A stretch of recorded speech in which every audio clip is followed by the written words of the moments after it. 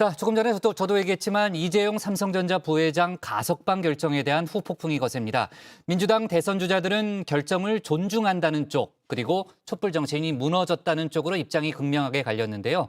박범계 법무장관은 특혜는 없었다는 점을 재차 강조했습니다. 또 북한 김여정 부부장이 오늘 시작한 한미연합훈련을 비난하는 담화문을 재차 발표했는데 이 소식까지 신혜원 체커가 정리했습니다. 맞춤형 뉴스 큐레이션 뉴스픽5 오늘도 준비한 소식이 많습니다. 바로 가볼까요? 자, 오늘 준비한 픽은요. 배신적 처사 그리고 특혜가 침묵으로 문 닫는 해수욕장 다시 뜨는 에이지 일단 치킨부터입니다. 자, 첫 번째는 북한 관련 소식입니다. 한미 군 당국이 연합훈련 사전 연습에 돌입한 가운데 김여정 부부장이 재차 담화문을 내고 배신적 처사에 강한 유감을 표한다며 맹비난했습니다. 미국과 남조선군은 끝끝내 정세 불안정을 더욱 촉진시키는 합동 군사연습을 개시하였다. 합동 군사연습은 미국의 대조선 적대시 정책의 가장 집중적인 표현이며 결코 환영받을 수 없는 반드시 대가를 치르게 될 자멸적인 행동이다. 지난 1일에 발표한 담화문에서는 재미없는 전주국, 희망이냐 절망이냐 같은 표현을 썼는데 훈련이 시작된 오늘은 자멸적 행동, 배신, 위선 등의 단어로 수위를 한층 끌어올렸습니다. 규모나 형식이 어떻든 훈련을 감행한 것 자체로 침략적인 성격이 있다면서 한미 양측을 싸잡아서 비난했습니다. 현재 미국 행정부가 떠들어대는 외교적 관여와 전제 조건 없는 대화란 저들의 침략적 본심을 가리우기 위한 위선에 불과하다. 남조선 당국자들의 배신적인 처사에 강한 유감을 표한다. 올해 초 김정은 위원장은 노동당 회의 결산연설에서 핵과 경제 두 가지를 강조했습니다. 그중에서도 핵 포기는 없다, 군사력을 더욱 강화하겠다는 데 방점을 찍었죠.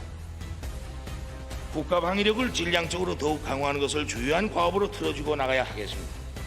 핵전쟁 억제력을 보다 강화하면서 최강의 군사력을 키우는 데 모든 것을 다해야 합니다.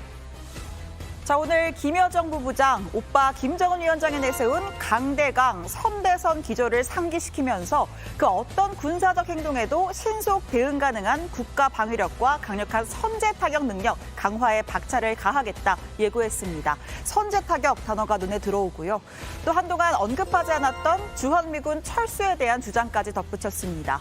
조선반도의 평화가 깃들자면 미국이 남조선에 전개한 전쟁 장비들부터 철거해야 한다. 미군이 남조선에 주둔하고 있는 한 화근은 절대로 제거되지 않을 것이라는 겁니다. 자, 담화문 말미에는요. 나는 위임에 따라 이 글을 발표한다. 그렇습니다. 이 담화문 전체가 김정은 위원장의 뜻임을 시사했습니다. 다만 복원된 공동 연락사무소 채널과 군 통신선 통화는 그대로 진행했습니다. 오전 9시 연락사무소 개시 전화가 정상적으로 이루어졌고요. 또 서해지구 군 통신선에서는 팩스를 통해 불법 조업 선박에 대한 정보도 교환했습니다. 보세요. 잘 들리십니까?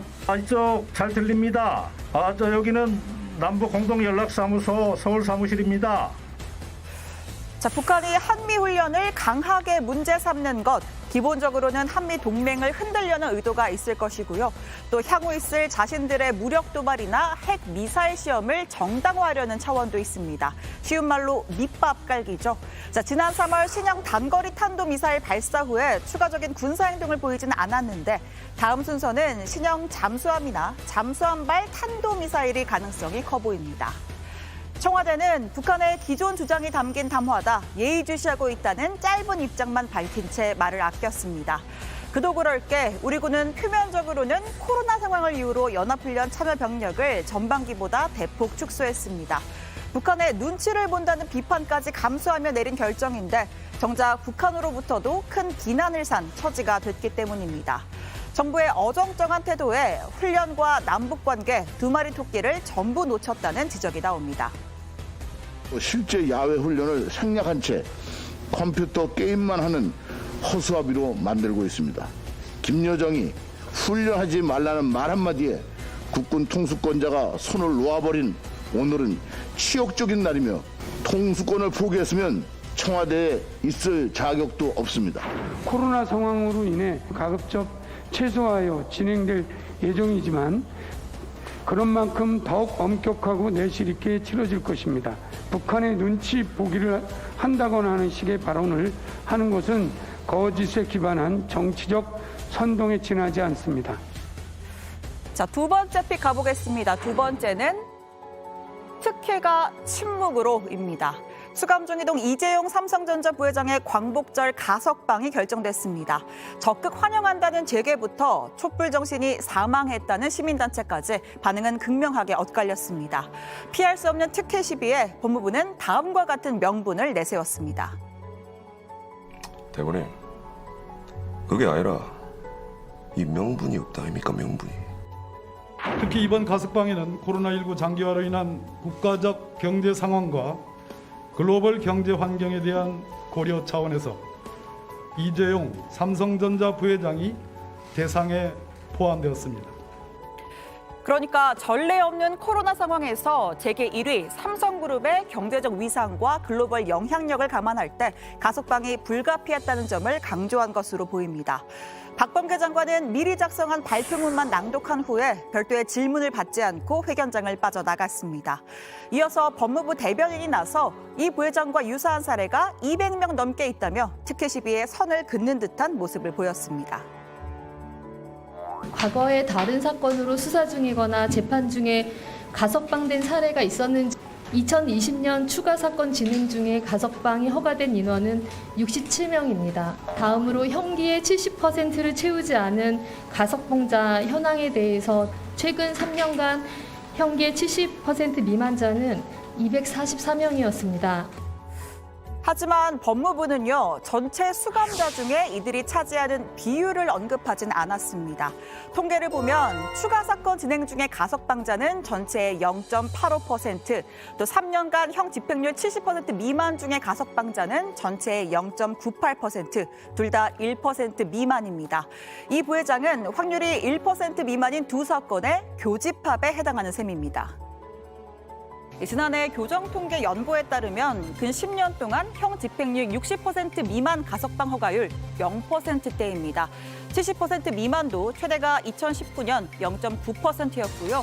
80에서 90% 형기를 마친 사람이 과반을 넘게 차지합니다. 특혜가 전혀 없다라고 공언할 수 있을지는 의문입니다.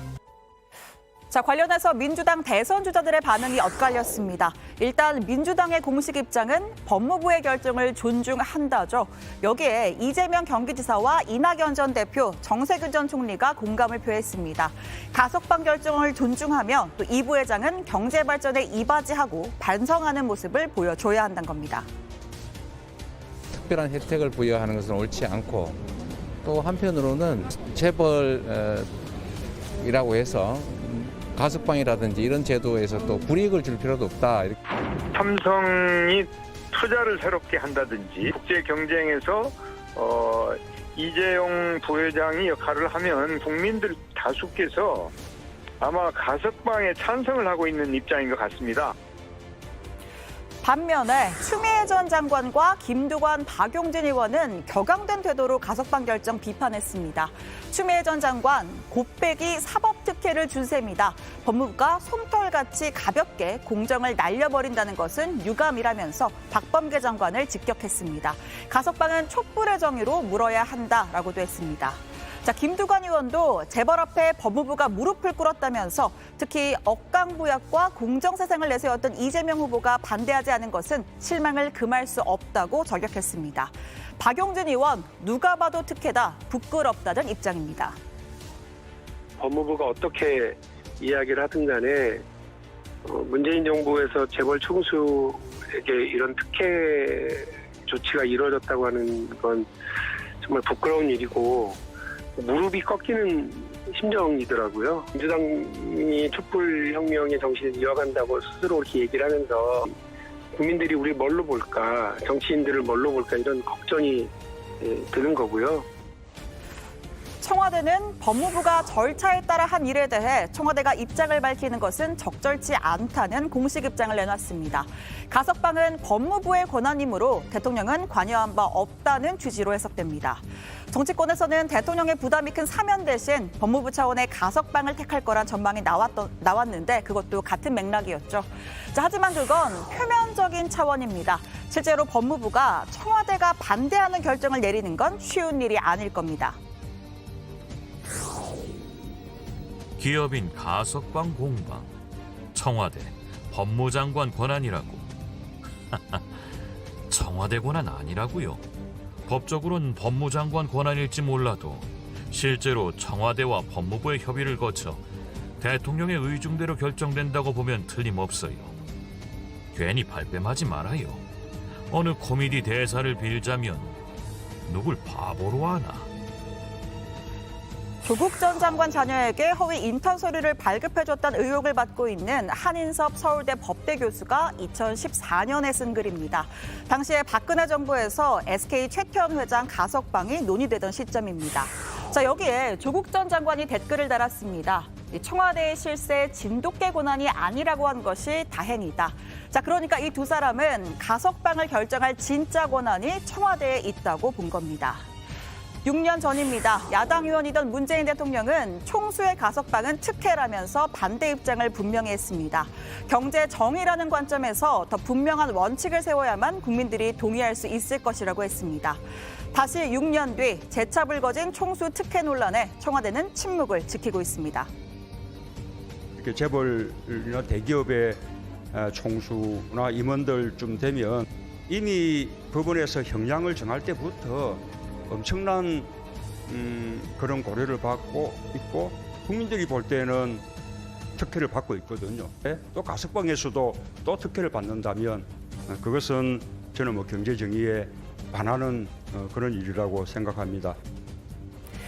네, 다음 픽 가보겠습니다. 세 번째는 코로나 소식, 문 닫는 해수욕장입니다.